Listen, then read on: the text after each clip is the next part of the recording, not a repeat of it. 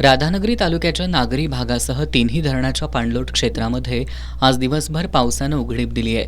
राधानगरी धरणाच्या 2 स्वयंचलित दरवाजांमधून 2856 क्युसेक्स आणि वीजगृह सांडव्यातून 1500 क्युसेक्स असा एकूण 4356 क्युसेक्सनं पाण्याचा विसर्ग भोगावती नदीपात्रात सुरू आहे।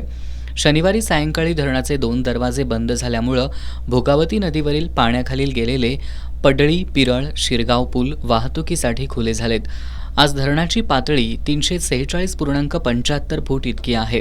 दिवसभरामध्ये धरण पाणलोट क्षेत्रामध्ये फक्त 32 मिलीमीटर पाऊस झालाय। काळंबावाडी इथल्या दूधगंगा धरणाच्या पाणलोट क्षेत्रात दिवसभरामध्ये फक्त 14 मिलीमीटर पाऊस झालाय। धरणाच्या मुख्य भिंतीच्या गळतीमुळे यावर्षी धरणात 22 टीएमसी इतकाच पाणीसाठा ठेवण्याचं नियोजन प्रस्तावित आहे।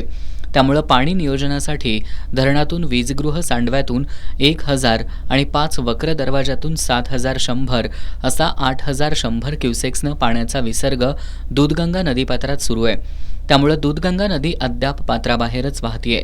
या नदीवरील कसबा वाळवे, बाचणी, खेबवडे इथले बंधारे अद्याप पाण्याखाली आहेत। धामोड इथलं तुळशी धरण 93% भरलंय।